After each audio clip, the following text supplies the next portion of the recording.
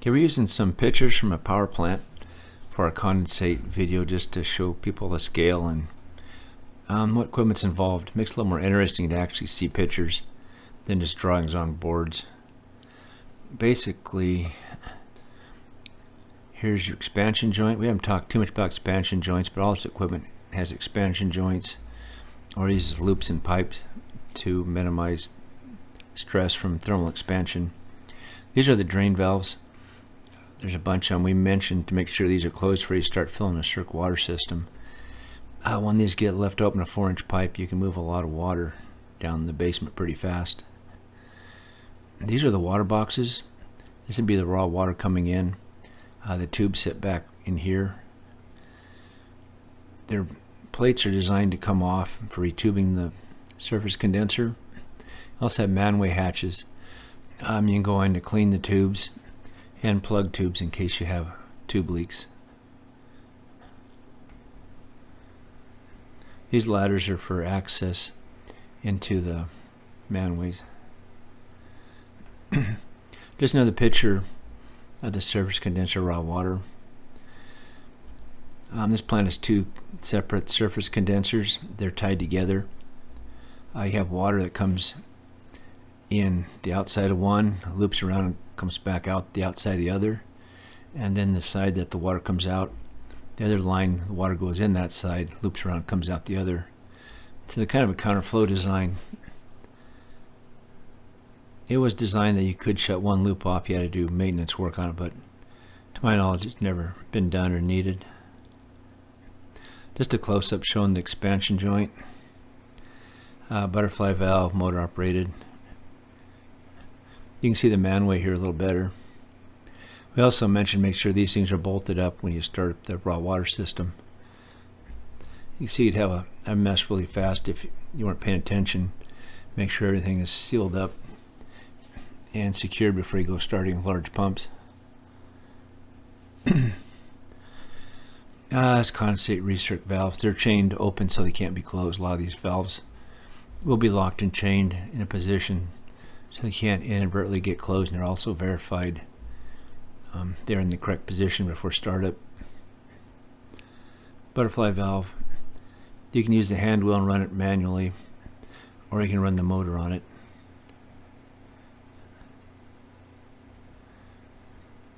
It's level transmitters. This is low level trip for the condensate pump. I actually got a couple low level alarms and trips. The actual level transmitter, I think it was a magnetostrictive type transmitter. We might talk more about different level transmitters later. Here's your condensate line coming out of the surface condenser. These are the raw water lines. This is to be the outer outline, inner pass in line. Back here's some of the sampling lines. Taking samples off various parts underneath the tube sheets and condensers so that if you have any tube leaks you can kind of pinpoint it. This would be a thermocouple. That's checking the water temperature coming in.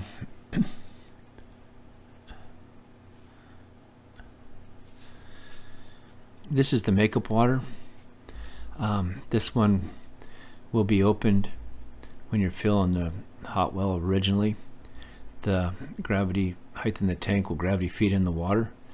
Once you pull a vacuum, you can close this valve and then it'll be sucked in through this line up to the top part of the surface condenser, sprayed in and deaerated. It's called vacuum drag in this plant. Some plants use demin pumps. If you lose your demin pump, you could probably get opening the bypass and still pulling in the water. This just shows the condensate pumps are back here. Condensate line coming in. We're a water line. Kind of a tight area. Those drains end up down here, so you would definitely want to make sure they're closed. Top part of the condensate motors. They're 7200 volt motors, about 1000 horsepower. Got thrust bearings on top. I can see the discharge valves are motor operated. When the pump's in standby or automatic, these will be open. when the pump first starts, these open a small amount, then the pump starts, then they'll open the rest of the way slowly just so you don't hammer the system. Another view of the motor.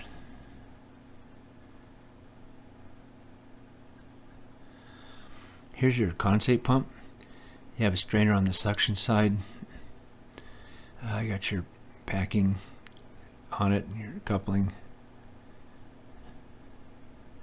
Basically, this is a deep well pump, about 25 feet down the pit.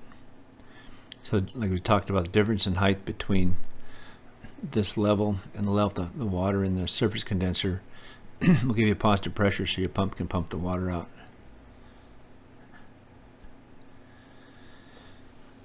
Another view in the condensate pumps.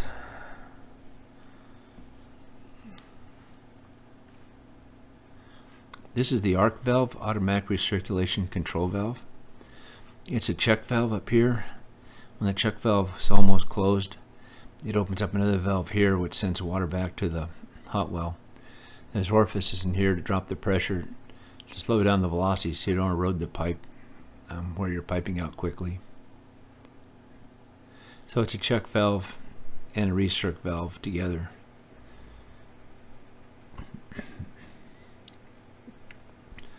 This is called the emergency amine injection. It ties into the pump suction line. I use bottles of ammonia hydroxide in case you have a pH excursion in the boiler drum. You get low level, you can feed in ammonia. It changes the conductivity and it changes the pH. Emergency use only. During startup it is needed sometimes. When you do this, you have to bypass the polishers or they'll pull all the chemical out of the water. This is looking down the condensate pump. Expansion joint on the discharge.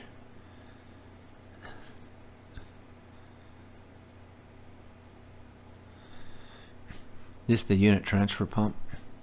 It's for pumping water out of the surface condenser.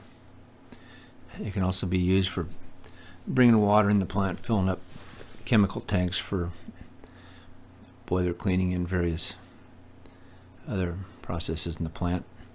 See the raw water lines back here going upstairs to the surface condenser. These are the sump pump controls. Got a little sump pump down here. This valve here takes the condensate discharge pressure and drops it down to about 40 pounds. Feeds Dogbone Seals and vacuum pump makeup water. This is actually the sawdust injection tank. There's a manway on top. You can throw sawdust in here and inject it into the raw water inlet. It does help plug condenser tube leaks. If you have a tube that has a split in it or a hole, there's a chance it might work and seal it off. That will keep you running until the next outage. Plants with older condensers, this becomes more and more of a problem.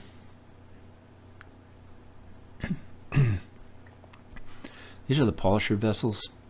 Water comes out of the condensate pump to the polisher vessels. These remove any minerals that may have leaked in from raw water leaks and removes rust and debris in the system too. They also will filter somewhat. There's 3 of these. They're always in service. When the resin gets exhausted, you transfer the resin out to a resin storage vessel. Then you split the cat and anion resins there. You bring in the new charge and fill this back up. So basically you always have 3 running. When you put it in service, you rinse it down back to the hot well until your conductivity drops down, and then you can put it in service. Another picture of them. This is kind of older technology. Like little new cogen plants, they don't have any of this. This is the gland steam condenser. It's condensing all the excess steam out of the steam turbine gland seals. There's a vacuum exhauster a couple floors above this that pull a slight negative pressure on this. It condenses the steam. The condensates return to the gland steam collection tank, and then on level control, it's pulled back into the surface condenser. There's always water going through this, so the deaerator level control valves are downstream of this. This is a feed water heater. It's the condensate coming in through the tube pass, then back out here. Just kind of shows the physical layout of it. There's 3 of them on this one. They do kind of stick out both ends of the shells. It's the bypass valves for the 1A, 1B feed water heaters. If you get high level, these open up. Valves in and out shut. You don't want to get water back from the turbine blading. So on these, they kill the condensate, and it shouldn't condense any more water. They got high level dumps on these for emergency use. This is the back side of feed water heater 2, the east side. The other side was the west side. You can see the slope of the condenser shell. Up here's the Dogbone Seal, the exhaust, turbine exhaust ducts up here. This is condensate going back to feed water heater 3. This would be like the deaerator dump line coming back in. Then you got various feed water heater emergency dumps coming back in. This here is the cooling water for the hydrogen cooler on the generator. This is one of the main steam drain valves used for startup. There's 3 of these. You'll partially open these up to maintain steam flips with the main steam to warm it up as you bring the boiler up. So when you get ready to start rolling your steam turbine, all the steam lines up to operating temperature and get all the moisture out of it. This just shows some of the piping going back into the surface condenser, all the penetrations. Our point was you got all this stuff coming back in here. It doesn't take much to cause problems. A 3/4 inch valve left open will bring enough air in to cost you megawatts. But there's just everything comes back to the surface condenser. Just another picture showing the penetration and different drain lines coming back in. This just shows more of it. There's a lot of piping down there around the surface condenser. This is a BTV, bleeder trip valve. It's a check valve with there's a spring that pulls down on it, and you use air pressure to relieve the spring tension so the valve will move on its own. So right now it's showing in the trip position. The air's off and the spring has pulled it down just to make sure it shuts. These are really important. And make sure they work and don't hang up. If your turbine trips and you got a hot water source upstream of this, downstream, the steam will come back and drive your turbine to overspeed and failure. That's why the deaerator has 2 sets of these. There's another one up at the deaerator, then there's one here. So bleeder trip valves are very important, and they do need to be checked. Every shift, take a little bit of air off just to make sure that it's free to move.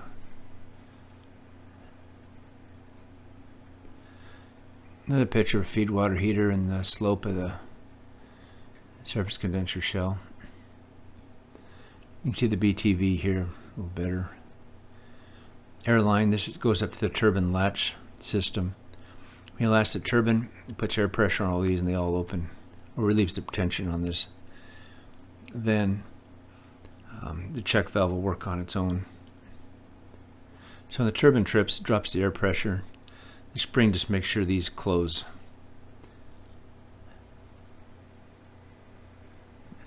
Here's your Dogbone Seal. I use this condensate to contain water up here. There's a rubber seal between the upper slope of the surface condenser and the low pressure turbine housing. If there's any leakage in that rubber seal, any damage, you'll suck water in instead of sucking air in. Operators need to check this every shift just to make sure there's water in it. These are the 2 dump valves for your low pressure feed water heaters up above. One's an emergency dump and the other one's your normal dump. Like the Condensate goes from feed water heater 3 to feed water heater 2 because it's still warmer and gets more heat out. Then feed water heater 2, feed water heater 1A and 1B.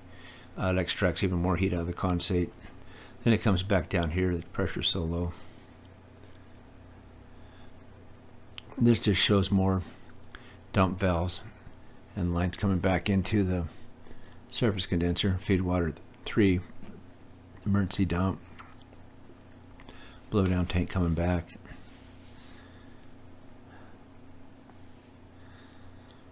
Extraction steam going up to the deaerator. Kind of shows all the piping and stuff that's around this. Kind of gives people an idea of all the equipment that's required really to run something like this. Okay, this is one of the Turbine Steamline drains. It's used during startup to ensure no water's in the steam lines. They'll stay open till 60 megawatts on the high pressure steam, about 120 megawatts on the intermediate pressure. As you can see, the block valve is locked open just to ensure that this does not get shut. Before plant startup, all these valves are verified in the correct positions. You do not want water to get back into your main steam turbine.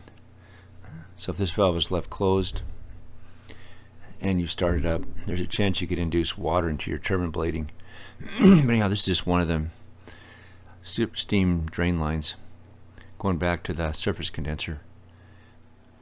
This is the vacuum pump. It's in maintenance. It's a 2-stage liquid ring pump. This should be stage 1. This is the second stage on it. We'll talk more about these later. But basically this pump runs as a 2-stage under higher vacuum. The discharge from this feeds your second stage vacuum pump, pulls more vacuum. When it's in the hogging operation, you're starting up, this will pull air and this will also pull air also. They're a pretty good pump. They use water for a sealing media inside. They hold up fairly well. The water has to come out and get cooled and sent back in. You can use these, or some people use steam jet air ejectors. But a lot of plants, I believe, are using them. Mechanical vacuum pumps. This is inside the polisher vessel. This just shows some of the piping on the bottom to pull the water out of it. Looks like this would be aniline resin. Another picture inside the Regen Vessel. This here would be the cation Regen Vessel. You have the sparger up here for sulfuric acid water solution. You use sulfuric acid to regenerate cation resin, and sodium hydroxide to regenerate aniline resin. Weaker solutions of it. These are really going out of style, and a lot of the makeup water used to be demineralizers. Now they're using ROs and SETI systems, ultrafiltration units. It's gotten a lot better. Instead of having to deal with sulfuric acid and sodium hydroxide, they got to neutralize it. And there's quite a lot involved to these older systems. A lot of people probably never see a real demineralizer. This just shows piping going back in, some of the penetrations.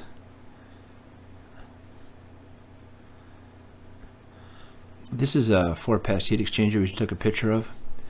Basically the fluid will come down this side, it loops around, comes back out this side, goes over back into here. This side's open so it can flow back here, and then it comes out up here. You can see the line coming out. So this is 4-pass. It makes 4 passes through the exchanger. Some are 2, some are 4s. Depends on the heat transfer coefficient, how much heat they want to remove from the fluid. Another line to the surface condenser. This just shows the level control valve and some stuff down the pit for the zero level control. Another picture down in the pump pit. Like I said, you want to make sure the drains and everything are closed, because it's all coming down here if you don't. On this one, we neglected to talk about the vent line. There's a vent line off your condensate pump well. It goes back to the surface condenser right here. This just ensures that the pressure here is the same as your surface condenser, and then the water will flow down here by gravity. There's a chance it could get airlocked and the water not come in here. There's multiple vents for when you fill the system. You can vent all the water out of it, air out of it. But the big point, this is vented back to the surface condenser. We never mentioned that in the first time through it, but that just ensures that the pressure here is the same as in the surface condenser, and then you have the weight of the water that's getting the pressure back to zero down the bottom of the pump well.